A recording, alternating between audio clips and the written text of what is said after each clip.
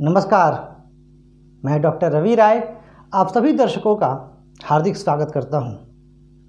प्रिय दर्शकों, आज अपनी वीडियो में हम चर्चा करने वाले हैं जन्म कुंडली के छठे भाव के स्वामी यदि जन्म कुंडली के 12 भाव में से कहीं भी स्थित हो जाएं तो क्या परिणाम मिलेंगे।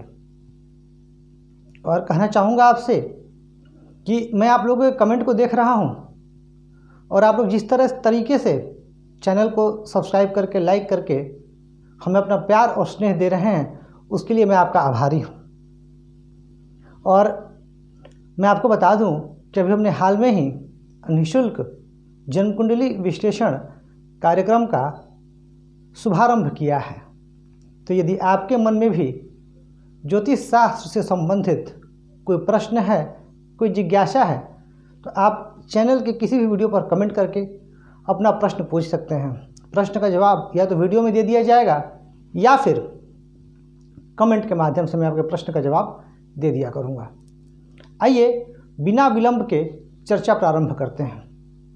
देखिए, छठे भाव से हम विचार करते हैं मुख्यतः रोग का, ऋण का और शत्रु का, यानी मुख्य तौर पर इन्हीं बातों का विचार किया जाता है। लेकिन इसके अतिरिक्त छठे भाव से विचार किया जाता है कंपटीशन में मिलने वाली सफलता का, क्योंकि यह भाव शत्रु का भी भाव है और इस भाव से शत्रुओं के संदर्भ में हम विजयी होंगे या पराजय मिलेगी, इसका भी विचार किया जाता है। तो इसके साथ ही यह भाव उपचय भाव भी है और उपचय भाव होने से धन के मामले में भी इस भाव का महत्व बढ़ जाता है। कर्म से मिलने वाले भाग्य का विचार भी हम छठे भाव से करते हैं, क्योंकि दसम भाव से यह भाव नवम होता है। तो कुछ मामलों में यह भाव बड़ा महत्वपूर्ण है। अब अगर छठे भाव का स्वामी लग्न में स्थित होगा तो क्या परिणाम मिलेगा। लग्न है क्या? लग्न आप स्वयं हैं। लग्न आपके मस्तिष्क की क्षमता है, आपकी सोचने समझने की शक्ति है, आपकी मानसिकता है, आपकी विचारधारा है। आप खुद को क्या सोचते हैं अपने बारे में और लोग भी आपके बारे में क्या अनुमान लगाते हैं, यह प्रथम दृष्टया तो लग्न ही बताता है। यदि छठे भाव के स्वामी लग्न में स्थित हुए तो कहीं ना कहीं आपके व्यक्तित्व में रोग, ऋण, शत्रु, इन चीज़ों का समावेश रहेगा। अब इसका अर्थ क्या निकाले हम? तो देखिए, रोग का अर्थ हुआ कि या तो आप अपने जीवन में रोगों से जूझेंगे।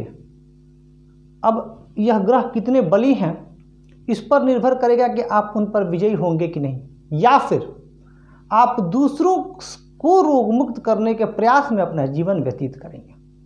जैसे कि डॉक्टर, वैद्य, हीलर, आध्यात्मिक चिकित्सक, जो भी आप हो, कहीं ना कहीं इस बात का इशारा है। क्योंकि यह भाव कर्ज भाव का भी स्वामी है, तो यह इस बात का भी परिचायक है कि आपके जीवन में कर्ज रहेगा और यह कर्ज किसी न किसी रूप में, या तो आप किसी को कर्ज देंगे या कर्ज लेंगे, या फिर आप दूसरों को कर्ज दे करके इंटरेस्ट के रूप में अर्थ लाभ करें। यह भी इस बात की ओर इशारा करता है। शत्रु का भी विचार इस भाव से किया जाता है। तो कहीं ना कहीं आपके जीवन में शत्रु आपको परेशान करेंगे, या आपका नेचर खुद बहुत कॉम्पिटिटिव होगा और आप खुद बहुत आगे रहना पसंद करेंगे। तो ये तीन चीज़ें लग्न में जाने पर, अब यहाँ पर एक चीज़ ध्यान देने वाली बात हो जाएगी कि कुछ लग्नों में लग्नेश और षष्ठेश एक ही ग्रह होते हैं। जैसे वृषभ लग्न, लग्नेश शुक्र हो जाएंगे तो षष्ठेश भी शुक्र हो जाएंगे। जैसे वृश्चिक लग्न, लग्नेश मंगल हो जाएंगे तो षष्ठेश भी मंगल हो जाएंगे। तो उस परिस्थिति में चूँकि वह लग्नेश भी हैं तो उनमें षष्ठम भाव की अशुभता समाप्त हो जाती है, और फिर चूँकि लग्नेश लग्न में होंगे तो वह भाव अत्यंत शुभ फलदायी बन जाएगा। तो ये तो स्थिति थी छठे भाव के लग्न पर जाने की। अब हम विचार करते हैं यदि छठे भाव के स्वामी वाणी भाव कुटुंब भाव में चले जाएं तो क्या परिणाम मिलेंगे। अब यहाँ पर एक चीज़ बड़ी दिलचस्प हो जाएगी कि मैं आपसे कहता हूँ कि भाव अपने से किस भाव पर स्थित है, ठीक है, दूसरे भाव में तो गया है, पर गिनने पर वह उस भाव का स्थान क्या आता है, ये बड़ा महत्वपूर्ण होता है। तो अगर हम गिने तो 7, 8, 9, तो ये अपने से नवम भाव में है, तो इसका भी महत्व है। और चूंकि यह भाव धन, वाणी और कुटुंब का है, तो अब यहाँ पर विचारणीय यह हो जाएगा कि वह ग्रह शुभ ग्रह है कि पाप ग्रह। अगर शुभ ग्रह हुआ तो वाणी मधुर, परिवार में जो है कुटुंब में, क्योंकि कुटुंब का भी भाव है, कुटुंब में प्रेम और स्नेह ये सब बना रहेगा। और साथ ही चूंकि यह भाव धन का भी भाव है, तो धन प्राप्ति के मार्ग भी खुलेंगे। वो तो पाप ग्रह होगा तो भी खुलेंगे, लेकिन पाप ग्रह होगा तो व्यक्ति धन कमाने के लिए बहुत जल्दी उत्तेजित हो जाया करेगा। जैसे मंगल होंगे तो बहुत जल्दी उत्तेजित कर देंगे, शनि होंगे तो विलंब करेंगे, तो उनका भी अपना एक प्रभाव रहेगा।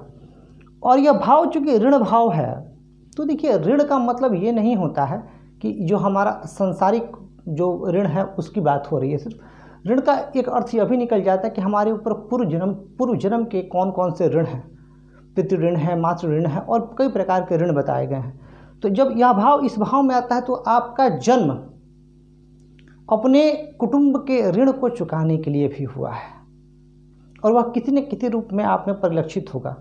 क्योंकि धन भाव और कर्ज भाव का भी संबंध बन रहा है, तो ऐसे व्यक्ति को कई बार लोन लेने की भी आवश्यकता पड़ती है, और लोन लेकर के वो कोई काम शुरू करते हैं और उस कार्य से वो अपने धन को बढ़ाते हैं, अपने संचित धन को। तो यह इस बात का भी इशारा करता है। पाप ग्रह होंगे तो निस्संदेह कुटुंब में कलह का वातावरण बना देंगे। क्योंकि इस भाव को हम बुद्धि और शिक्षा से भी जोड़ के देखते हैं। हालांकि शिक्षा का विचार मुख्य रूप से चतुर्थ भाव से किया जाता है और पंचम भाव से हम बुद्धि का विचार करते हैं, लेकिन इस भाव का भी मेमोरी पावर, यहाँ पर मेमोरी पावर मैं कहना चाहूँगा, याददाश्त शक्ति के लिए यह भाव बहुत महत्वपूर्ण हो जाता है। तो ऐसे व्यक्ति के अगर शुभ ग्रह होंगे तो याददाश्त शक्ति बहुत अच्छी होती है, और इंटरव्यू वगैरह में ऐसे व्यक्ति अपनी इस मेमोरी पावर का अच्छे से यूज़ कर सफलता भी हासिल करते हैं। अब आ जाते हैं हम जन्म कुंडली के तृतीय भाव में। यदि छठे भाव के स्वामी तृतीय भाव में हुए तो क्या परिणाम होंगे। और यहाँ पर यह भी ध्यान देना होगा कि एक उपचय भाव के स्वामी दूसरे उपचय भाव में जा रहे हैं। तो शुभ ग्रह हुए तो धन के लिए बहुत अच्छा, वसुमती योग तो लगेगा ही, साथ ही व्यक्ति अपने पराक्रम से अपने बैंक बैलेंस को बढ़ाएगा। उसके पराक्रम से उसके भाई बहनों का भी नाम होगा, और वह व्यक्ति अपने भाई बहनों के लिए भी बहुत कुछ करना चाहेगा। यानी ऐसे व्यक्ति अपने जीवन में अपने पराक्रम को बड़ा महत्व देंगे, और पराक्रम से ये कुछ अच्छा करेंगे, कुछ क्रिएटिव करेंगे, कुछ अलग हटके करेंगे। क्योंकि मैंने आपको समझाया था जब मैं इस भाव की चर्चा कर रहा था कि यह भाव बुद्धि भाव से लाभ भाव बनता है। जब ये भाव बुद्धि भाव से लाभ भाव बनता है तो व्यक्ति अपने बुद्धि का उपयोग कर व्यक्ति को चमत्कृत कर देता है। अब शुभ ग्रह तो वसुमती योग, अगर पाप ग्रह हो गए तब तो और अच्छा। शास्त्र कहता है कि तृतीय भाव में पाप ग्रह शनि, मंगल, राहु ये बड़ा सुंदर परिणाम देते हैं, और व्यक्ति अपने शत्रुओं पर हावी रहेगा। शत्रु तो उसके जीवन में निसंदेह होंगे, क्योंकि छठा भाव शत्रु भाव है, लेकिन वह व्यक्ति अपने शत्रुओं को परास्त करेगा और अपने जीवन काल में उन्नति करेगा। यह इस बात का भी इशारा कर रहा है यह भाव। अब आगे बढ़ते हैं। अगर छठे भाव के स्वामी जन्म कुंडली के चतुर्थ भाव में स्थित होंगे तो क्या परिणाम होगा। यह भाव रोग, ऋण और आपके शत्रु को दर्शाता है। तो वहीं चतुर्थ भाव आपके सुखों का भाव है। यह भाव आपके भूमि भवन वाहन को दर्शाता है। यह भाव आपके माता सुख को दर्शाता है। तो जब छठे भाव के स्वामी यहाँ आएंगे तो थोड़ा सा तो विवाद होगा, भूमि भवन वाहन से संबंधित थोड़ी मानसिक परेशानी में भी आप रहेंगे, और आपको ऐसा लग सकता है कि आपके सुखों में कमी है। क्योंकि सुख भाव है तो कई बार मैंने देखा है कि ऐसे जातक रोगग्रस्त भी हो जाते हैं, या उनकी इम्यूनिटी सिस्टम वगैरह कमज़ोर होती है। तो कई बार ऐसे व्यक्ति अकारण चिंता करते हैं और चिंता से अपने सुखों में कमी लाते हैं। खास करके अगर शनि षष्ठेश होकर के चतुर्थ भाव में चले गए तो माता जी के स्वास्थ्य को तो खराब करते ही हैं, उनसे मन मुटाव भी दे देते हैं और जातकों को ऐसा लगता है कि माता मुझसे अधिक स्नेह किसी और को करती हैं, कोई और भाई बहन हो तो उन्हें करती हैं। कई मैंने देखा है कि उनके मन में यह भावना घर कर जाती है, स्पेशली यदि शनि हो तो, और वो मन ही मन दुखी रहते हैं। ऐसे जातक कि इन ग्रहों की दृष्टि जाएगी जब दशम भाव पर तो शनि वगैरह की, तो इनके कार्मिक क्षेत्र में भी विलंब होता है। लेकिन अगर यहीं षष्ठेश चतुर्थ भाव में हो और उन पर शुभ ग्रह की दृष्टि हो तो निसंदेह व्यक्ति को प्रारंभिक जीवन में तो कठिनाइयों और संघर्ष का सामना करना पड़ सकता है, लेकिन बाद में उसके कार्य स्वतः होने लगते हैं। व्यक्ति अपने शत्रुओं को पराजित भी करता है और व्यक्ति अपने जीवन काल में प्रसिद्धि और यशस्वी भी होता है। भूमि भवन वाहन और जायदाद का सुख भी उसे प्राप्त होता है और ऐसा जातक अपने जीवन काल में सभी सुखों को भी प्राप्त करता है। ऐसा नहीं है कि षष्ठेश का सिर्फ चतुर्थ भाव में आ जाने मात्र से यह चीज़ें होंगी, पर उन पर शुभ ग्रह की दृष्टि होनी चाहिए। यदि शुभ ग्रह की दृष्टि नहीं हो तो परेशानी होगी। लेकिन कई बार मैंने देखा है कि कहीं ना कहीं योग बन जाते हैं। जैसे अगर इसी लग्न की बात अगर मैं करूं तो सूर्य और बुध यदि यहाँ स्थित हो जाएं तो शंख योग लगा देंगे। यह छठा भाव बहुत महत्वपूर्ण भी है, इसीलिए मैं बार बार कहता हूँ, सिर्फ ऐसा नहीं है कि छठा भाव अशुभ भाव है तो यह बुरा परिणाम ही देगा। अब शंख योग पंचमेश और षष्ठेश जब एक दूसरे से केंद्र में हो तभी बनता है। क्यों बनता है? क्योंकि यह भाव बुद्धि है और बुद्धि से यह भाव दूसरा भाव बनता है, तो यह बुद्धि से मिलने वाले धन को भी दर्शाता है। तो बहुत सारी बातों का विचार करके ही हम इस निर्णय पे आ सकते हैं।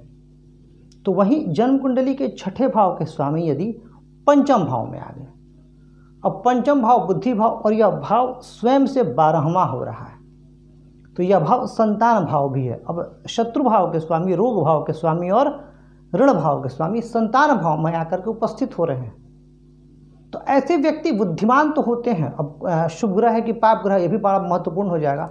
ऐसे व्यक्ति बुद्धिमान तो निसंदेह होंगे, लेकिन उनकी जो बुद्धि का एक बहुत बड़ा हिस्सा जो है, उनके जो दिमागी जो उनका सोचने की जो क्षमता है, वह कई बार नकारात्मक चीज़ों में ज़्यादा व्यय होगा उसका। शत्रु होंगे तो शत्रुओं को कैसे परास्त किया जाए या शत्रुओं से कैसे पीछा छुड़ाया जाए, इस बात पर भी उनका ध्यान रहेगा। तो वहीं संतान पक्ष की ओर से भी उन्हें थोड़ी परेशानी रहेगी। संतान के स्वास्थ्य पर भी, संतान के रोग पर भी उनका एक खर्च हो सकता है और इस वजह से जो है वो थोड़े से मानसिक तनाव और चिंता में जा सकते हैं। षष्ठेश का पंचम भाव में आना कहीं ना कहीं आपके पूर्व जन्मों के संघर्षों को भी दर्शाता है कि पूर्व जन्म में जो आपकी संघर्ष रही थी, जो आपने यात्रा की थी, वह यात्रा अब यहाँ से जारी होगी और उन्हीं संघर्षों को आपको इस जन्म में भी कंटिन्यू करना है और उसके बाद ही आप अपने कर्म के बंधन से मुक्त हो सकते हैं। तो चूँकि यह भाव कंपटीशन का भी है, तो जब षष्ठेश पंचम भाव में आते हैं और जब यह लाभ भाव से इनका संबंध बनता है तो ऐसे जातक कंपटीशन वगैरह में भी विजयश्री हासिल करते हैं और वो सफल भी होते हैं। आ जाते हैं जन्म कुंडली के छठे भाव में। यदि षष्ठेश जन्म कुंडली के छठे भाव में स्थित हो तो ये बहुत सुंदर है और मैंने आपको बताया था एक वीडियो में, विपरीत राज्यों की वीडियो में, कि अगर षष्ठेश षष्ठम भाव में ही हो तो यह बनता है विपरीत राजयोग और जातक अपने जीवन में प्रारंभिक कष्टों और प्रारंभिक संघर्षों के बाद बहुत ऊंचा उठता है और अपने जीवन काल में बहुत नाम, यश, सम्मान प्राप्त करता है। ऐसा जातक अपने शत्रुओं पर हावी रहता है। अगर उसको रोग होगा भी तो वह रोगों पर विजय प्राप्त करेगा, कर्ज होगा भी तो उसका कर्ज दूर हो जाएगा और ऐसा जातक यशस्वी होता है। षष्ठेश का षष्ठम भाव में होना या एक तो शत्रु रहित बनाता है, यानी जातक के शत्रु स्वतः समाप्त हो जाएंगे, यानी उसके मित्र बन जाएंगे या उससे उदासीन हो जाएंगे, और अगर नहीं होंगे तो वह जातक अपने शत्रुओं को परास्त भी कर देगा। अगर यहाँ षष्ठेश पाप ग्रह होकर के छठे भाव में है तो और अच्छा, जातक अपने जीवन काल में शत्रु उसका नाम सुन के ही थर्रा उठेंगे। अगर सिंह लग्न में मंगल यहाँ स्थित हो जाए, खैर मंगल तो षष्ठेश नहीं है, पर एक उदाहरण देता हूँ इसी में, सिंह लग्न में अगर मंगल यहाँ स्थित हो जाए और शनि भी वहीं स्थित हो जाए, शनि षष्ठेश हो जाएंगे, मंगल शनि स्थित हो जाएं, तब जातक के शत्रु उसके नाम से कांपेंगे। शनि राहु स्थित हो जाएं तो जातक के शत्रु उसके नाम से कांपेंगे।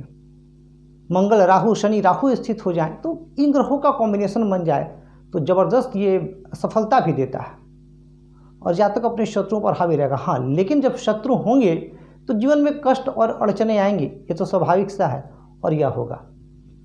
जन्म कुंडली में षष्ठेश यदि सप्तम भाव में आते हैं, अब यहाँ देखिए उपचय भाव के स्वामी आपके बिजनेस भाव में आ रहे हैं, आपके जीवन साथी के भाव में आ रहे हैं, आपके पार्टनर के भाव में आ रहे हैं, तो यह क्या परिणाम मिलेगा?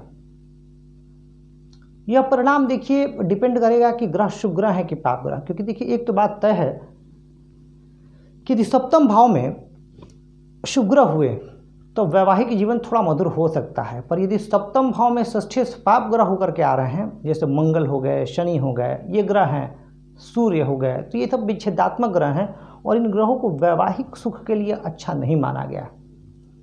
कहीं ना कहीं ये विवाह में अलगाव, विवाह में परेशानी दे देंगे और जातक का मन थोड़ा खिन्न रहेगा। ऐसे जातक के पार्टनरशिप में भी संबंध उतने मधुर नहीं रह पाते हैं। लेकिन एक बात अच्छी होती है, क्योंकि हर चीज़ से कुछ पॉजिटिव भी निकल के आता है, तो जब लग्न पर दृष्टि जाएगा तो निसंदेह आपके मन में, क्योंकि इस भाव का धन भाव से भी संबंध है, तो कहीं ना कहीं आपके मन में धन कमाने की लालसा लगी रहेगी और आप ये न किन प्रकारेण ये सोचेंगे कि कैसे धन कमाया जाए और धन कमाने के मार्ग आपके जीवन में आपको दिखाई देंगे और आप उन मार्गों की तरफ बढ़ेंगे भी। तो कुल मिला जुला कर देखा जाए तो यह एक अच्छी स्थिति है धन के मामले में। अगर शुभ ग्रह हुए और उन पर बाकी शुभ ग्रहों का भी प्रभाव हुआ, जैसे एक एग्जांपल देता हूँ, किसी लग्न में देखें अगर बुध यहाँ स्थित हो जाए और बुध पर गुरु की दृष्टि हो गई या शुक्र भी यहीं स्थित हो गए, तो फिर उस परिस्थिति में चीज़ें बहुत हद तक सुधर जाएंगी और व्यक्ति अपने जीवन काल में सफलता भी हासिल करेगा। अब षष्ठेश यदि जन्म कुंडली का अष्टम भाव में आ जाए तो क्या परिणाम मिलेंगे? अब देखिए जी, षष्ठेश अष्टम भाव में आएंगे तो निस्संदेह ये थोड़ा सा परेशान करने वाली बात है, लेकिन यहाँ पर विपरीत राजयोग भी बनेगा और जब यह विपरीत राजयोग बनेगा तो वही बात आ जाएगी कि जातक अपने जीवन में अपने प्रारंभिक संघर्षों के बाद बहुत ऊंचा उठेगा। यह भाव गूढ़ विद्याओं का भी भाव है, तो ऐसा जातक रिसर्च करेगा, तंत्र मंत्र और आध्यात्म में उसकी रुचि होगी। षष्ठेश अष्टम भाव में बैठ करके धन भाव से संबंध बनाएंगे तो हो सकता है कि ऐसा जातक तंत्र मंत्र ज्योतिष इत्यादि शास्त्रों से भी अपने जीवन काल में धन कमाए। यदि षष्ठेश अष्टम भाव में होंगे और यह शुभ ग्रह हैं, तो चूंकि वाणी स्थान पर शुभ ग्रहों की दृष्टि जाएगी तो जातक की वाणी भी अच्छी होगी और ऐसे जातक रिसर्च के फील्ड में अच्छा कर सकते हैं। लेकिन हाँ, कष्ट उनके जीवन में अवश्य आएगा। यदि षष्ठेश नवम भाव में हो, बहुत अच्छा है। भाग्य में कुछ अवरोध तो देंगे, क्योंकि स्वामी कहाँ के हैं? छठे भाव के। इन भावों से, छठे आठवें इन भावों से हम बाधा को, ऑब्स्टेकल्स को भी जोड़ के देखते हैं, लेकिन फिर भी जातक का भाग्य बहुत अच्छा होगा। अब षष्ठेश का नवम भाव में आना यह दर्शाता है कि कहीं ना कहीं जातक का एक ऋण धर्म से भी कनेक्टेड है, क्योंकि ऋण की जब मैंने यहाँ बात की तो यह ऋण सिर्फ इस जन्म का ऋण नहीं, पूर्व जन्म से जो ऋण चला आ रहा है उस ऋण को भी दर्शाता है। तो जातक अपने पूर्व जन्म के ऋणों को चुकाएगा। धर्म के मामले में धर्म करेगा, धार्मिक होगा और अपने पितृ ऋण को भी वह चुकाएगा, क्योंकि नवम भाव और दशम भाव दोनों भाव से पिता का विचार किया जाता है। तो जातक अपने पितृ ऋण को भी चुकाएगा। छठे भाव का एक उपचय भाव के स्वामी का नवम भाव में बैठना और एक उपचय भाव के स्वामी से दृष्टि संबंध स्थापित करना जातक को शत्रुओं पर हावी तो बनाएगा ही, जातक का भाग्य तो बली करेगा ही कुछ संघर्षों और अवरोधों के बाद, और जातक को पराक्रमी भी बना देगा और जातक अपने भाई बहनों के लिए भी विशेष चिंता करेगा और उसका यह प्रयास रहेगा कि उसके भाई बहन भी आगे बढ़ें। यह जातक को सफल बनाएगा और यह भाव जो है शत्रुओं, रोगों और कर्जों के द्वारा भाग्य के दरवाजे खोलता है। इसीलिए अधिकतर सफल वकीलों की कुंडली में छठे भाव का स्वामी आपको नवम भाव में दिख जाएंगे। डॉक्टर्स की कुंडली में भी आपको यह देखने को मिल जाएगा। जो फाइनेंशियल प्लानर्स होते हैं या जो फाइनेंशियल एडवाइज़र होते हैं उनकी जन्म कुंडली में भी आपको देखने को मिल जाएगा। जो लोग स्पर्श चिकित्सा वगैरह से शांति देते हैं या जो लोग स्पिरिचुअल हीलर होते हैं, उनकी जन्म कुंडली में भी आपको ये स्थिति देखने को मिल जाएगी, क्योंकि इनका संबंध भाग्य से है और पराक्रम से है। तो ये एक अच्छी चीज़ छठे का 9 महीना। षष्ठम भाव के स्वामी यदि दसम भाव से संबंध बना लें तो क्या परिणाम मिलेंगे। अब यदि दसम भाव से संबंध बनेगा तो निसंदेह कर्म के मार्ग में बाधा आएगी, पर मनुष्य वही है जो अपनी बाधाओं को हटाता चले, बाधाओं को पार करता चले, और एक बार यदि वह अपनी बाधाओं को पार कर गया तो उसे सफल होने से कोई रोकेगा नहीं। रोग भाव के स्वामी पितृभाव में जाएंगे तो हो सकता है पिताजी की स्वास्थ्य को लेकर के जातक चिंतित रहा करे, या हो सकता है कि कई बार उसके आगे बढ़ने के मार्ग में कभी आर्थिक तंगी अवरोध उत्पन्न करे, लेकिन वह जातक उन सभी पर विजय प्राप्त करेगा, क्योंकि यहाँ से यह भाव पंचम बन जाएगा। तो मैंने यह बताया था आपको कि कोई भी जो भाव का स्वामी है वो अपने भाव से कहाँ स्थित है, इसका भी एक बड़ा महत्व है। तो यहाँ काउंट करेंगे तो हम 1 2 3 4 5। तो दसम भाव में स्थित होकर के ऐसा व्यक्ति अपने शत्रुओं पर हावी रहेगा और रोगों पर भी वह विजय प्राप्त कर लेगा और समाज में सम्मानित होगा। मंगल वगैरह हो गए तो बड़ा श्रेष्ठ, यहाँ दिग्बली हो जाएंगे, और शुभ ग्रह हुए तो भी अमला योग वगैरह बन ही जाएगा। तो कहीं ना कहीं से दशम भाव जो कि सर्वाधिक बली केंद्र है, अगर यहाँ ग्रह स्थित होंगे तो शुभ परिणाम देंगे। अगर छठे भाव के स्वामी एकादश भाव में आ जाए, अब देखिए शास्त्र तो कहता है कि लाभ भाव में कोई ग्रह हो वह बुरा फल देता ही नहीं है, क्योंकि यह भाव लाभ का है, यह भाव आय का है, और आय भाव में जब ग्रह स्थित होंगे तो अच्छा परिणाम देंगे ही। लेकिन एक चिंता इस भाव से यह निकल के आती है कि यह भाव छठे से छठा भाव बनता है, तो इस वजह से जातक को अगर कोई रोग हुआ तो उस रोग से वह बहुत परेशान होता है, यानी दीर्घकाल के लिए कोई रोग हो जाएगा और फिर उस रोग से जूझने में, उस रोग से लड़ने में जातक का समय व्यतीत होगा। लेकिन अगर ऐसे जातक लोन लेकर के कोई प्रोजेक्ट शुरू कर दें तो उनको ऋण से लाभ हो जाएगा। ऐसे जातक अगर वकालत में चले जाएं तो केस जीतेंगे और उनको शत्रु से लाभ होगा, कंपटीशन से लाभ होगा। ऐसे जातक यदि प्रतियोगी परीक्षाओं में बैठें तो प्रतियोगी परीक्षाओं में सफलता प्राप्त करेंगे। पर हाँ, हर चीज़ के लिए ग्रहों का बहुत सारा बल, अनुकूल स्थिति, महादशा का अनुकूल होना, बाकी चीज़ें भी डिपेंड करेंगी। ऐसे जातक किसी न किसी रूप में अपनी मुश्किलों को लाभ में बदल देंगे, और इससे अच्छी बात क्या होगी कि जब जीवन में कठिनाई आ रही है, जीवन में संघर्ष आ रहा है, और उस संघर्ष को आप लाभ में बदल दें तो बहुत श्रेष्ठ स्थिति। और फिर से एक उपजय भाव का दूसरे उपजय भाव से संबंध बनना, यह जीवन में श्रेष्ठतम स्थिति को दर्शाता है।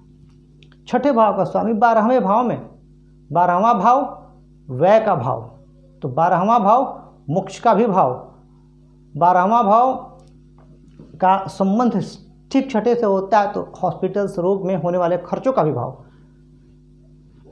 अब इस भाव में यदि ग्रह बैठेंगे तो निश्चित तौर पर व्यय तो होगा, लेकिन यह विपरीत राजयोग भी बना, और जब विपरीत राजयोग बना तो मैं हमेशा कहता हूं कि जब विपरीत राजयोग बनता है तो जातक अपने संघर्षों और कष्टों के बाद ऊंचा उठता है। शुभ ग्रह होगा तो शुभ कार्यों में व्यय, पाप ग्रह हुए तो रोग इत्यादि में भी, लिटिगेशन वगैरह में भी व्यय होगा, लेकिन जातक सम्मानित होगा।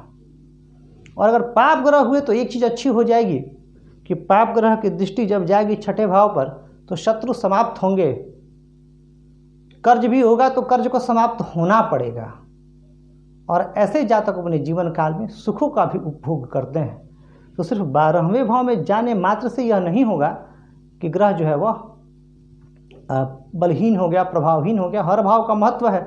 शुभ ग्रह हुए जैसे गुरु इत्यादि हो गए तो यह मोक्ष का भी द्वार खोलते हैं। और मोक्ष का द्वार खोलने का अर्थ है कि जातक प्रयत्नशील होगा।